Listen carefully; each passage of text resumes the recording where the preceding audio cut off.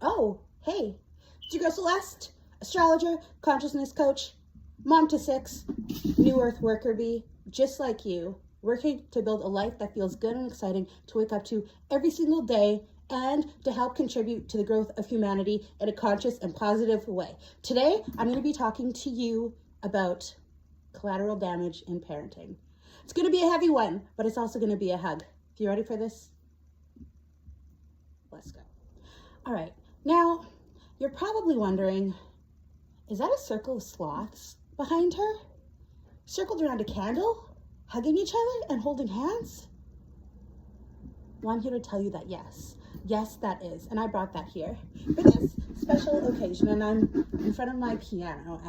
And the piano is actually a very sacred thing for me in my own life. I had super wicked anxiety when I was younger, when I was a teenager, and also while I was getting my degree in theology. And I spent the majority of my afternoons for my first year and a half of my degree sitting at a piano, teaching myself how to play. And this was one of the only places where I could kind of release that, and where that felt like it just wasn't present anymore. And eventually I ended up leading in music, and then I ended up working in kids ministry, and then I ended up leading music in church, and then I left the church and stopped playing music because it just became really painful. I guess I hadn't managed. Because I needed some space to process that leaving, because it was such a huge part of my identity. Pluto in 5th house, if you're following. And a while ago, someone really close to me died, and interestingly enough, the piano was the very first thing that I came to when I found out about their passing, because there's just something so magical for me about the piano, that each key is like a word or a syllable that can really express the things that my heart is saying, but my mouth cannot. So this is a sacred place, and today I wanted to be in front of this sacred place for this conversation about collateral damage in parenting. Now, I know that this is a hard pill to swallow, that there is collateral damage in parenting, but once you can swallow this pill, it also is very freeing. And it's an important thing to remember as you go about your parenting journey, and as you daily, moment to moment, month to month, week to week, year to year, make assessments on your job as a parent, how you're doing and how you feel like you are measuring up. So today so the first reason I have for you that collateral damage is unavoidable in parenting is because you are bound by your time and your context. Now, just think back. Like, I don't know how old you are. Me, I'm in my mid-30s. And if I think back to when I was a kid, during that time, it was perfectly okay for people to smoke in front of kids. It was perfectly fine for somebody to be driving in the winter, windows all rolled up, and smoking with their kids buckled in the back. Or maybe not buckled, like, I think those rules were a little bit looser then too, right? And it's because we just didn't know. People smoked in restaurants then. It was all good because people really just didn't know. And then when you fast forward, you see that people are dying from secondhand smoke. So it became clear that actually secondhand smoke was bad, and we should not smoke in front of people, and we certainly should not smoke in front of children. But that is the thing about truth. And in astrology, truth is represented by the 9th house. So the 9th house in your chart is your cosmology, the way that you approach the truth. And if you think about like the vastness of everything, like the great cosmos, right? It's like you cannot possibly understand, hold, comprehend, integrate all of the truths. Like there's too much. We cannot see all of the truth at once because it's too much, right? And so we have our 9th house, and that is our slice of the truth. And if you imagine, that everybody has a slice of the truth pie, right? And so everybody's piece is still valid. It's just not the whole. But truth is different than science. The scientific method climbs upwards. Oh, I brought my Frida Kahlo mug. I needed a little bit of renegade energy today.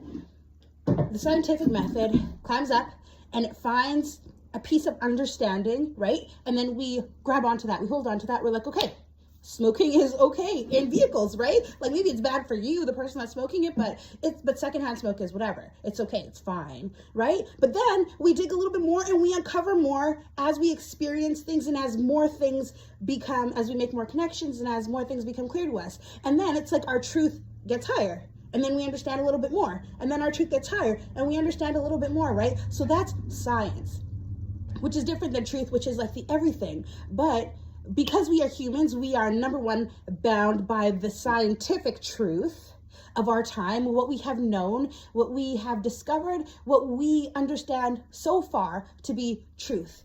And we are bound by the time that we are living in. And beyond that, we are bound by our slice of the truth because we don't know and because we can't see everything, right? That's why they say that hindsight is 20/20. So in parenting, understand that collateral damage will happen necessarily because you are bound as a human by the time and context that you are in, by the scientific truth and by the spiritual truth that you are able to contain and that you have access to. It just is what it is. Number 2, collateral damage is unavoidable in conscious parenting because your perspective is subjective. It's relative to you. Just think about being like, 70 years old, looking back on your parenting journey and being like, my parenting journey was not successful because I raised my kids to do this, this, this, and this, and they did not. But someone else can look from the outside and say, your parenting journey was successful because you raised your kids to do this, this, this, and this, and they did not because you raised them to be critical thinkers and they instead chose to do what they wanted to do and what felt best for them, right? So your assessment of your parenting journey is really based on your own values, your own experiences, your own life, your own soul's journey. And really, you will not know the full scope, and you will not know what your score, so to speak, is, your parenting score, so to speak, is, until you have both left the earth plane, because that's just what it is. That's just how it goes. And because you are only able to assess the success of your parenting from your own perspective or from the perspective of somebody else, which is also subjective to them, you will not be able to see the whole picture as a human. So remember, when you see collateral damage, when you are seeing things that are showing up in the lives of your children and you're like, I don't like that, or I do like that even, just understand that this isn't the whole picture. It isn't. Right? And that doesn't even take into account things like generational things, right? That we all can be working on at any given time. Number 3, the reason why you'll see collateral damage in your parenting is because there were challenges and experiences that need to happen and that needed to happen. A lot of traditions believe that people choose their parents and their contexts before they come to earth. And so if you think of earth as a school for our souls to learn, the learning happens through experiences, through challenges. And a lot of people, when they look back on their lives, they will say that the really terrible, challenging, hard things that happened to them brought amazing, incredible fruit into their life. And Jay-Z says, it was the best of times, it was the worst of times. That was the gift and the curse.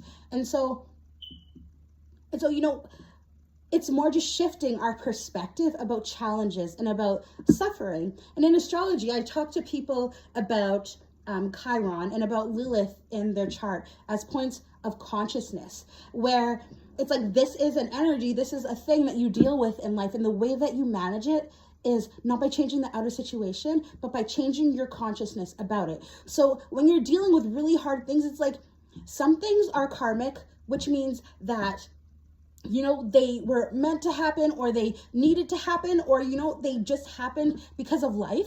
And some things are consequential. And that means that they happen because of our behavior, because of our choices, our decision, because of our energetic disposition, right? But we can't always know what is karmic and what is consequential.